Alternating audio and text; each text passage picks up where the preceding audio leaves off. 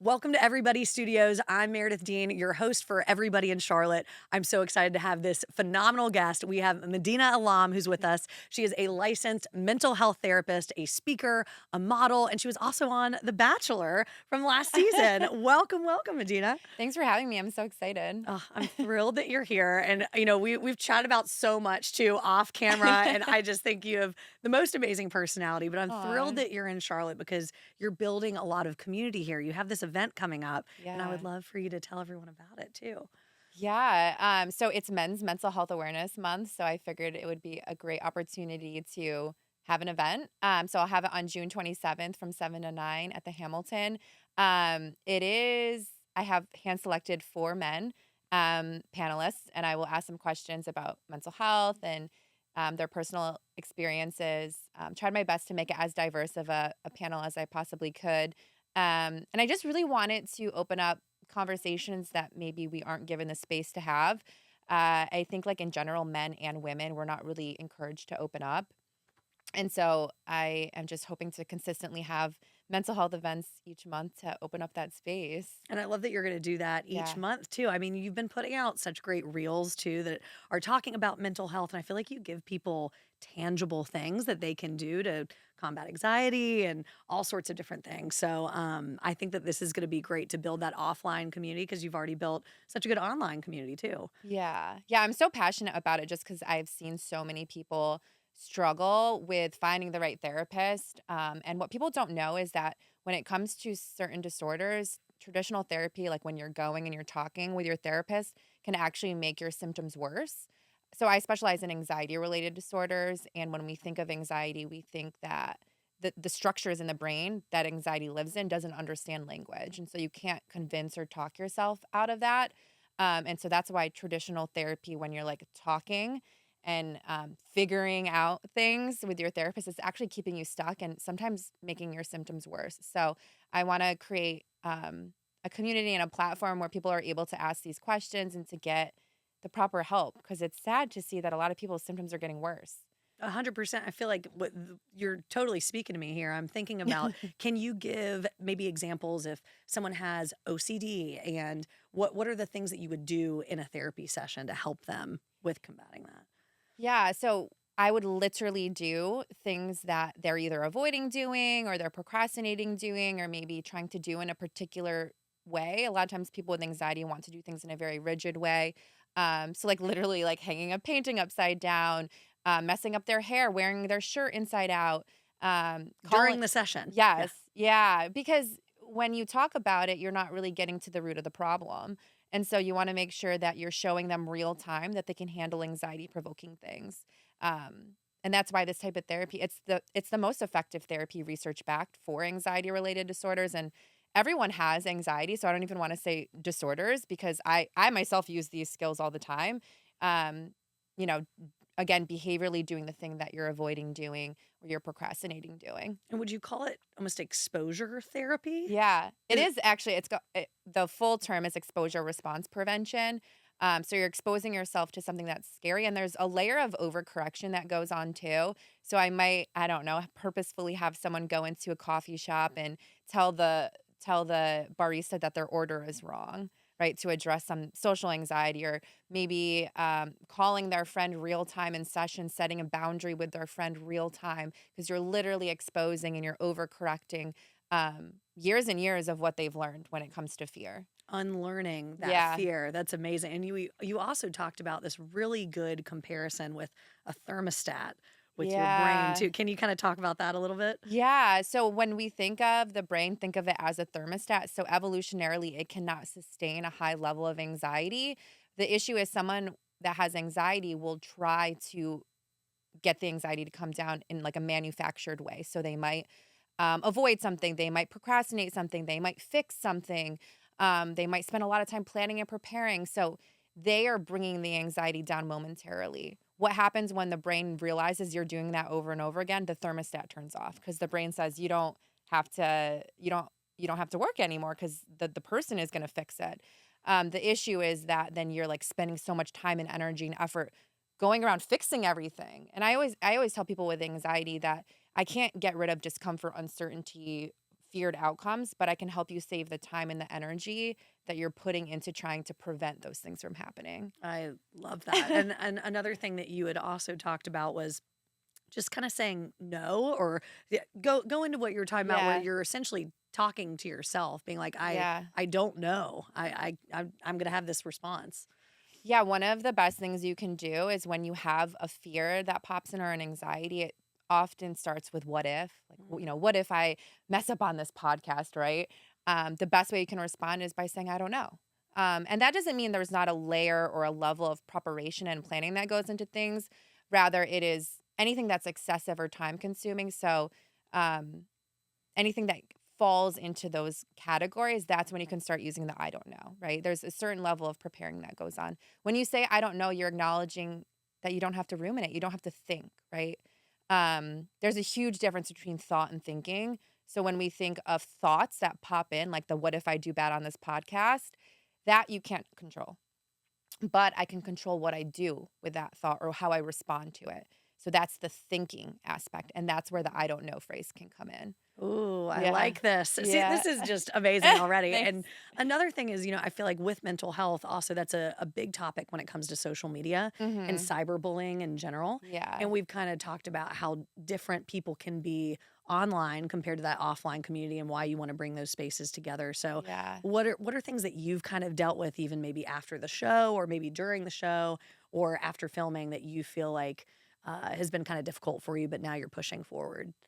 Yeah, I mean, those people that did watch the show saw that I opened up about my strong desire to get married, right? I mean, it did go on a show where you get married at the end.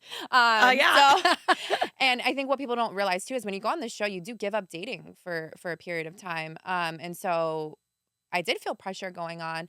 And I as a result, I got made fun of a lot on the internet. For that, for having that pressure.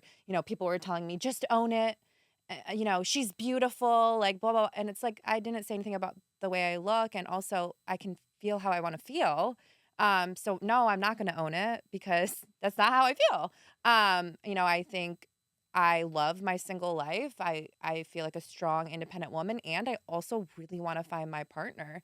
And what I found was that, obviously people recognize you in public, which I still think is so weird, but everyone is so nice in person, but behind a screen, it's kind of crazy what people will say. Like I was getting people saying they want to punch me in the face, that I'm old, like all the like just like very like you shouldn't be a therapist. Someone needs to take away your license. You need your own therapy, and it's sad, and that's why creating these in person spaces for me is really important because the way we present in person is so different than online. And people Um, are always going to find something, no matter oh how yeah, beautiful, how kind, how intentional you might be. People are going to find something. But the yeah, people that you're meeting in real life, I feel like people see each other for who they are and their humanness. yeah. And I'm just sorry that you've had to Thank deal with that. And I you. know too many strong, beautiful single women who have dealt with that. And Yeah. there's also nothing wrong with wanting to get married. I mean, we're both single at 31 and we're Yeah. looking for the right person. Because Yeah. also, I don't know about you, but like, I'm not going to handle some of the things that maybe I would have handled at 23, 24. Yeah. And I'm excited about the kind of the standard that we've set for ourselves and where we're going and who that man is going to be that comes into our life. Yeah. I know it's like a catch-22, right? Like there are things I am no longer and refuse to tolerate that I would have when I was 25, 26. And that probably would have led me to a relationship, right? And it can be lonely, but it's also like at the end of the day, I would rather feel lonely alone than feel alone in a relationship because that's literally the worst feeling. And I've Mm, felt that before. So, well said, well said. And yeah. I feel like once you become that person that you'd Mhm. want to marry or that you'd want to date, that's when that person's going to See, walk I'm still in. working on that part.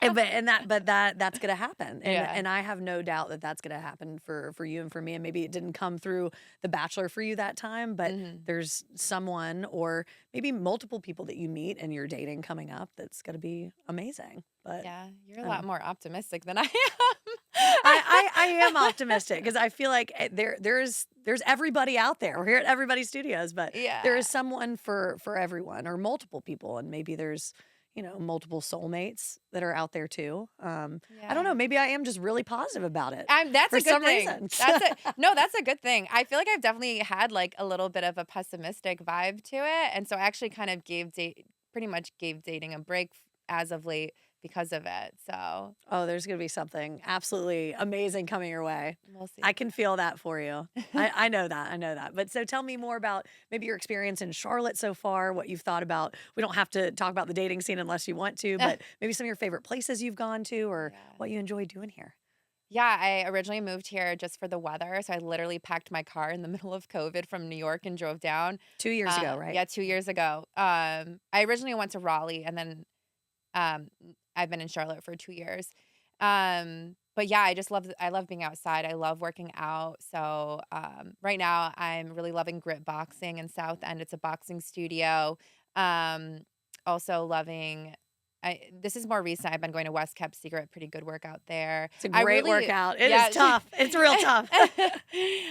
Going there later tonight, so good luck to me. Yeah, Got your hair done recently. It looks well, great by yes, Kenna. kinda salon did my hair, loving that.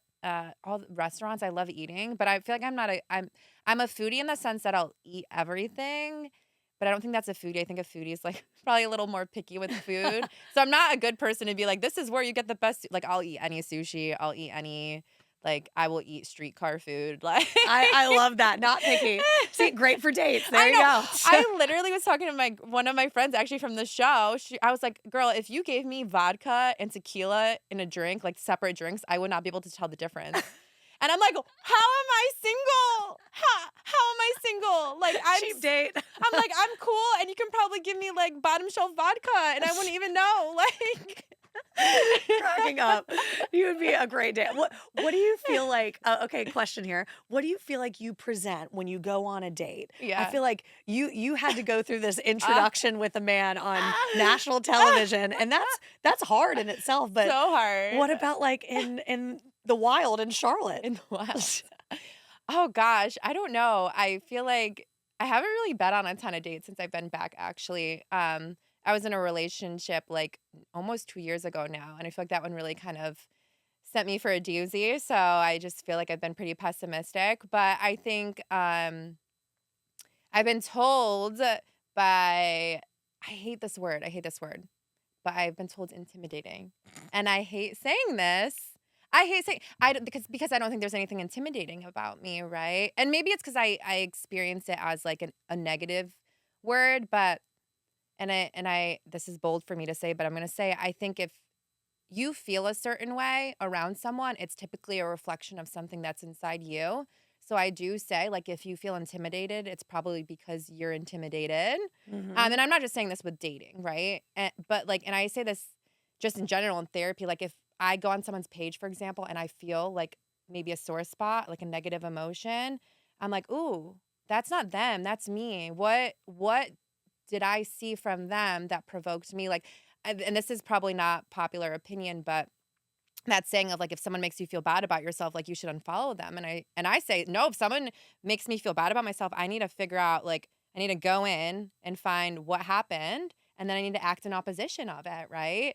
And so that's That's really interesting. Yeah, yeah. yeah. That's a really interesting opinion. I like that. Thank you. Yeah, I think it's very non-conventional because at the end of the day, anyone has the capacity to make you feel bad about yourself if you allow it, If you right? allow it, yes. And again, it's when like even when people were so upset that I had an insecurity about my age, I'm like, you obviously must feel, and that's okay, but you haven't discovered that you feel that way. My insecurity should not make you feel any certain way unless it's also an insecurity that you have. So if And you're also allowed to feel how you wanna yeah, feel. that too. Yeah. So I think unfortunately that's kind of been like what I've heard. But I would say that I'm, like, kind and I'm, like, down to earth. I think a lot of times men expect me to be, like, very I don't know, I guess, like, maybe, like, more prissy or whatever, like, I'm pretty fucking weird and, like, down to earth. So, like and I'm not like, I'll eat, like I like food cart food, like, so, yeah, it's just been hard because I think there's, like, a divide between men and women right now just because I think men I can't speak for men. as a woman, I think it's hard because I feel like men want a woman who is self-sufficient, independent. I want a girl who has her own stuff going on. She doesn't need me, right? Okay, that's great. I'm all those things. But also, don't be too assertive or don't be, and it's like, but in order for me to have all those things, like I would say I'm very successful in my career, it's because of my masculine like traits. I got there. I used to be a director at a company. I was managing 300 therapists. I did not get there using my feminine traits. But part of why you like me is because I'm successful and I'm able to support myself. So you're going to have to accept both, and I think like that's been hard, and I know there's struggles for men when it comes to dating too. I can't speak for them, so I don't want to make it sound like women are great and men are horrible or anything like that. But um this is a very long-winded answer about dating, but I think like dating has been very hard and it's just But been it's so hard. going to work out. But you're right. There is a yin and yang Yeah. of the masculine, feminine traits, and Yeah. I'm with you. It's hard because maybe people will say something or present something to you saying this is what they want, but then they act a different way. And Yeah. there's a lot of hypocrisy in what people think they want versus what they actually want Yeah. in a relationship. And I think that's why for me it's just I will only see through actions. I used to Yeah. say that words of affirmation Yeah. was my love language. I realized it's acts of service because it's what Ooh. people do, not what they say, that will Ooh. prove it. So That's if deep. they want to go on a date Yeah. and they are going to plan it for you, they're not Mm. going to say maybe. They're not going to say Yeah. I think. I think Right. Saturday might work. They'll say I'll see you Saturday at 8 Yeah. at this place. I'll be picking you up. That's a man, Right. not Yes. a boy, not someone who's, you know. Yes. And there shouldn't be anything intimidating about that either for a woman. It's Right. a man who stands in his power just like a woman should stand in her power. Yeah. So, Yeah, like, it's beautiful dichotomy once, like, it's balanced. Because I think men yes, it's beautiful. there is Absolutely. men need that feminine piece too. Yes, Like, and the we want to be in that. yeah. I would love to say, "Great, I can't wait to be your passenger princess. I'll be Yes. there." Yep, Yeah. Like, I and wanna act like I don't even know how to use a GPS, like, "Huh?" and I think there's just a great balance, Yeah. it never needs to be one way or another. Things are gonna ebb and flow with energy and Mhm. traits, and that's just a part of life. Yeah. We're gonna be okay. Was this a therapy session? I love it. But but anyway, I am so grateful for the community that you've been Yeah, thank building you. offline and online, and I'm just excited what Charlotte holds for you and for both of us, and I'm just glad you came on the show for everybody in Charlotte. Yeah, thanks for having me. Of course. Y'all, this was another episode of Everybody in Charlotte. We do it every single week, highlighting amazing people like Medina. I'm your host again, Meredith Dean, and we will see you next week.